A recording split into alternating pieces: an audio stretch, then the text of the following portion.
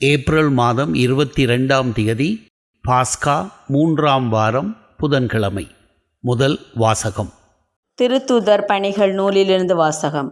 அதிகாரம் 8, இறை வார்த்தைகள் 1 முதல் 8 முடிய. அந்த நாட்களில் எருசலேம் திருச்சபை பெரும் இன்னலுக்கு உள்ளாகியது. திருத்தூதர்களை தவிர மற்ற அனைவரும் யூதேயா சமாரியாவின் நாட்டுப்புறமெங்கும் சிதறடிக்கப்பட்டு போயினர். இறை பற்றுள்ள மக்கள் ஸ்தேவானை அடக்கம் செய்து அவருக்காக மாரடித்து பெரிதும் புலம்பினர். சவுல் வீடு வீடாய் நுழைந்து ஆண்களையும் பெண்களையும் இழுத்து கொண்டு போய் அவர்களை சிறையில் அடைக்கச் செய்தார். இவ்வாறு அவர் திருச்சபையை அழித்து வந்தார். சிதறிய மக்கள் தாங்கள் சென்ற இடமெல்லாம் நற்செய்தியை அறிவித்து வந்தனர். பிலிப்பு சமாரியா நகர் சென்று அங்குள்ள மக்களுக்கு மெசியாவை பற்றி அறிவித்தார். பிலிப்பு சொன்னவற்றை கேட்டும் அவர் செய்த அரும் அடையாளங்களை கண்டும் வந்த திரளான மக்கள் ஒரு மனத்தோடு அவருக்கு செவிசாய்த்தனர். ஏனெனில் பலரை பிடித்திருந்த தீய ஆவிகள் அவர்களிடமிருந்து உரத்த குரலுடன் கூச்சலிட்டு கொண்டே வெளியேறின. முடக்குவாதமுற்றோர் கால் ஊனமுற்றோர் பலரும் குணம் பெற்றனர். இதனால் அந்நகரில் பெரும் மகிழ்ச்சி உண்டாயிற்று. ஆண்டவரின் அருள்வாக்கு. இறைவா உமக்கு நன்றி. நற்செய்தி வாசகம். மகனை கண்டு அவரிடம் நம்பிக்கை கொள்ளும் அனைவரும் நிலைவாழ்வு பெற வேண்டும் என்பதே என் தந்தையின் திருவுளம். யோவான் எழுதிய தூய நற்செய்தியிலிருந்து வாசகம். அதிகாரம் 6 வசனங்கள் 35 40 வரை. அக்காலத்தில் இயேசு மக்கள் கூட்டத்தை நோக்கி, வாழ்வு தரும் உணவு நானே, என்னிடம் வருபவருக்கு பசியே இராது, என்னிடம் நம்பிக்கை கொண்டிருப்பவருக்கு என்றுமே தாகம் இராது. ஆனால் நான் உங்களுக்கு சொன்னவாறே நீங்கள் என்னை கண்டிருந்தும் நம்பவில்லை. தந்தை என்னிடம் ஒப்படைக்கும் அனைவரும் என்னிடம் வந்து சேருவர். என்னிடம் வருபவரை நான் புறம்பே தள்ளிவிட மாட்டேன். ஏனெனில் என் சொந்த விருப்பத்தை நிறைவேற்ற அல்ல, என்னை அனுப்பியவரின் விருப்பத்தை நிறைவேற்றவே நான் விண்ணகத்தில் இருந்து இறங்கி வந்தேன். அவர் என்னிடம் ஒப்படைக்கும் எவரையும் நான் அழிய விடாமல் இறுதி நாளில் அனைவரையும் உயிர்த்தெழச் செய்ய வேண்டும். இதுவே என்னை அனுப்பியவரின் திருவுளம். மகனைக் கண்டு அவரிடம் நம்பிக்கை கொள்ளும் அனைவரும் நிலைவாழ்வு பெற வேண்டும் என்பதே என் தந்தையின் திருவுளம். நானும் இறுதி நாளில் அவர்களை உயிர்த்தெழச் செய்வேன் என்று கூறினார். ஆண்டவரின் அருள்வாக்கு. கிறிஸ்துவே உமக்கு புகழ். அன்புக்குரியவர்களே, முதல் வாசகத்தில் சவுல் எருசலேம் நகரத்தில் இருந்த கிறிஸ்தவ நம்பிக்கையாளர்களை வீடு வீடாக புகுந்து சிறையில் அடைத்து வந்தார் என்றும், இதன் வழியாக திரு அவையை அழிக்க முயற்சி செய்ததாகவும் நாம் வாசிக்கின்றோம். இதற்கு நேர் எதிரான மனநிலையை இயேசுவில் நாம் பார்க்கிறோம். கடவுள் என்னிடம் ஒப்படைக்கும் எவரையும் நான் அழிய விடாமல் இறுதி நாளில் அனைவரையும் உயர்த்தி எழச் செய்ய வேண்டும். இதுவே என்னை அனுப்பியவரின் திருவுளம் என்கின்றார் இயேசு. மக்கள் அழிய வேண்டும் என்று எண்ணி செயல்பட்ட சவுல் ஒருபுறம், யாரும் அழிந்து போய்விடக்கூடாது, அதற்காக என்னையே நான் தியாகம் செய்ய தயாராக இருக்கிறேன் என்று செயல்பட்ட இயேசு இன்னொரு புறம். இன்றும் இத்தகைய இரு குழுவினர்கள் இருக்கத்தான் செய்கிறார்கள். முதல் குழுவினர் தங்களது சுய நலத்திற்காகவும் சுய லாபத்திற்காகவும் பிறரை பொருளாதார ரீதியாகவும் உணர்வு ரீதியாகவும் ஏன் உடல் ரீதியாக கூட அழிக்கின்றவர்கள். இவர்கள் சவுலைப் போல இருக்கிறார்கள் என்பது வெள்ளிடை மலை. இன்னொரு குழுவினர் தங்களை சுற்றி உள்ளவர்கள் நன்றாக இருக்க வேண்டும் என்பதற்காக தங்களது சுக துக்கங்களை தியாகம் செய்கிறவர்கள். தங்களை பற்றி கவலைப்படாமல் பிறருக்காக தங்களை அர்ப்பணித்து வாழ்பவர்கள். இவ்விரு குழுவினர்களில் கடவுளது செயல்பாடு நிச்சயமாக முதல் குழுவினரோடு இல்லை. எனவேதான் சவுல் என்ன நினைத்தாரோ அதற்கு நேர் எதிராக நடந்தது. எருசலேம் நகரில் மட்டும் குடியிருந்த கிறிஸ்தவ நெறியை அழித்து அதற்கு ஒரு முடிவு கட்டிவிடலாம் என்று செயல்பட்ட சவுலின் மனநிலைக்கு மாற்றாக, அவரால் துன்புறுத்தப்பட்ட மக்கள் யூதேயா மற்றும் சமாரியா ஆகியவற்றின் நாட்டுப்புறம் எங்கும் சென்று அங்கெல்லாம் நற்செய்தியை மக்களுக்கு எடுத்துரைத்து கிறிஸ்தவ நெறி பரவச் செய்தனர். அதாவது, இதுவரை எருசலேமில் மட்டும் இருந்த கிறிஸ்தவம் இப்பொழுது நாட்டுப்புறம் எங்கும் பரவ ஆரம்பித்தது. அதே வேளையில் இரண்டாவது குழுவினரோடு கடவுள் இருந்து அவர்கள் வழியாக செயல்படுகிறார் என்பது ஒரு நிச்சயமான உண்மை. இன்னும் சொல்லப்போனால் கடவுள் தங்களோடு இருப்பதை உணர்கின்ற மனிதர்கள்தான் தங்களையே பிறருக்காக தியாகம் செய்வார்கள். அன்புக்குரியவர்களே, மேற்கண்ட இரு குழுவினரில் நாம் எந்த குழுவை சார்ந்தவர்கள் என்று நம்மை பார்த்து கேட்டுக்கொள்வது அவசியம். நம் சுயநலனுக்காக பிறரை அழிக்கின்றவர்களாக இருக்கின்றோமா, அல்லது பிறர் நலனுக்காக நம் சுகதுக்கங்களை தியாகம் செய்கின்றவர்களாக இருக்கின்றோமா? இதில் வேடிக்கை என்னவென்றால், தங்களது சுயநலனுக்காக மற்றவர்களை அழிக்கின்ற செயல்களில் ஈடுபடக்கூடிய மனிதர்கள் தங்களையே வலிமையானவர்களாக நினைத்துக் கொள்வதுதான்.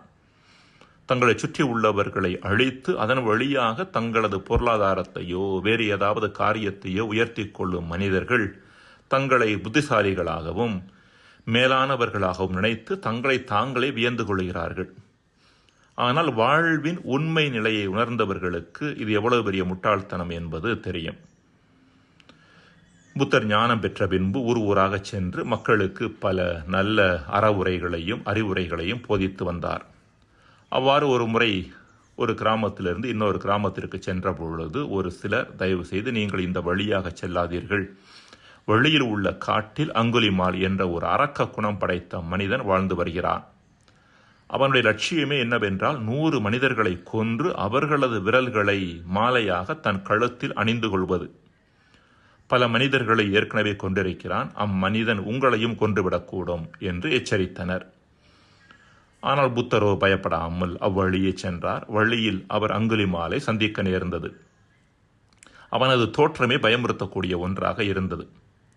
அவன் புத்தரை கொல்வதற்காக வந்தபொழுது புத்தர் அவனிடம், நான் சாவது குறித்து அஞ்சவில்லை அங்குலிமால், அதற்கு முன்பாக எனக்கு ஒரு உதவியை நீ செய்ய வேண்டும் என்று சொன்னாராம். அவனும் என்ன உதவி என்று கேட்க, அதோ அந்த மரக்கிளையை முறித்து எனக்கு தருவாயா என்றாராம். உடனே அவனும், இதுதானா பெரிய காரியம், என்னை போன்ற வலிமையானவனுக்கு இது ஒன்றும் பெரிய காரியம் இல்லை என்று சொல்லிவிட்டு அந்த மரக்கிளையை முறித்து அவரிடம் கொடுத்தான். புத்தர் மீண்டும் அவனிடம், அங்குலிமால், இன்னும் ஒரு உதவி செய்ய வேண்டும், முறித்த அந்த மரக்கிளையை அதே இடத்தில் ஒட்ட வைக்க வேண்டும் என்று சொன்னாராம். அவன் திகைத்து அது எப்படி சாத்தியம் என்று கேட்டான். அப்பொழுது புத்தர் அவனை கூர்ந்து நோக்கி, அங்குலிமால், அழிப்பதும் காயப்படுத்துவதும் முறிப்பதும் சிறு பிள்ளைகள் செய்வது. முதிர்ச்சியடைந்த பெரிய மனிதர்கள் என்பவர்கள் யார் என்றால், ஆக்கத்திலும் கட்டி எழுப்புவதிலும் முறிந்தவற்றை இணைப்பதிலும் கவனம் செலுத்துபவர்கள். நீ உண்மையிலேயே வலிமையானவன் என்றால் காயப்படுத்துவதை விட காயத்தை ஆற்றுவதில் உனது கவனத்தை செலுத்த வேண்டும் என்று சொன்னாராம். புத்தரின் வார்த்தைகளும் அவரது பார்வையும் அங்குலிமாலை ஊடுருவின. அங்குலிமால் மனம் மாறி புத்தரின் சீடனாக மாறி பின்னைய காலத்தில் ஞானம் பெற்றான் என்பது வரலாறு. மன்றாடுவோமாக. இறைவா, எமக்காக பிறரை அழிக்கின்ற சுயநலவாதிகளாக வாழாமல் பிறருக்காக எங்களையே தியாகம் செய்கின்ற பிறர் நலவாதிகளாக எங்களை மாற்றுவீராக. ஆமேன்.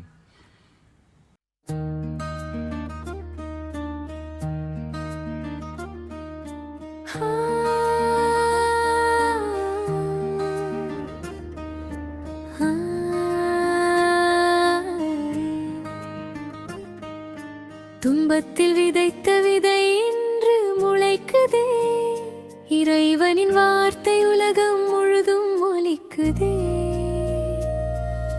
சிதறினாலும் சாட்சிய வாழ்வு தொடருதே, கிறிஸ்துவின் பெயர் எங்கும் கேட்குதே.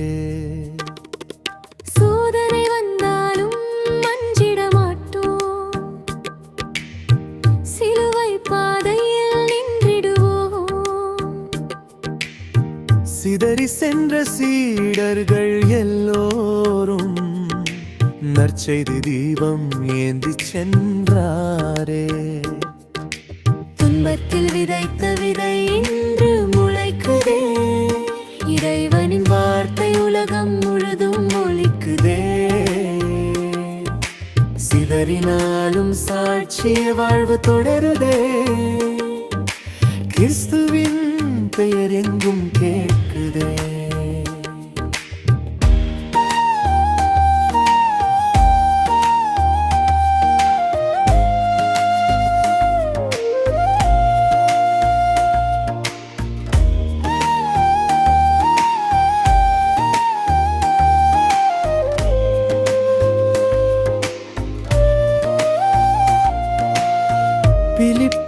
சென்றார் சமாரிய நாட்டிற்கு.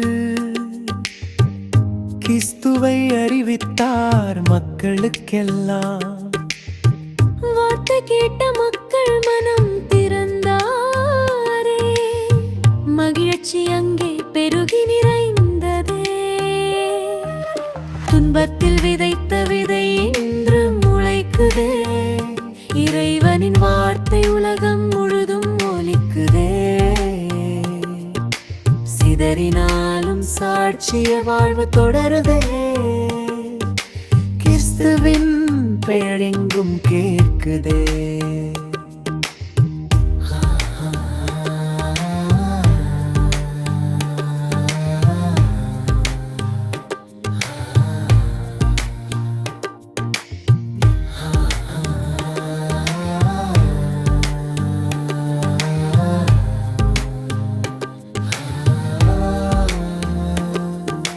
துன்பம் வந்தாலும் நன்மை மலருமே, கண்ணீர் விதைத்தால் ஆனந்தம் கிட்டுமே. இயேசுவின் நாமம் உயர்ந்து நிற்குமே, இருள் நகரத்தில் ஒளி பரவுமே. ஆண்டவரே எங்கள் வலிமையே, அஞ்சாமல் செல்லும் துணிவே. எங்கள் சாட்சியில் உம் கிருபையே, மகிழ்ச்சி தரும் அன்பே. துன்பத்தில் விதைத்த விதை என்று முளைக்குதே, இறைவனின் வார்த்தை உலகம் முழுதும் ஒலிக்குதே. சிதறினாலும் சாட்சிய வாழ்வு தொடருதே, கிறிஸ்துவின் பெயர் எங்கும் கேட்குதே.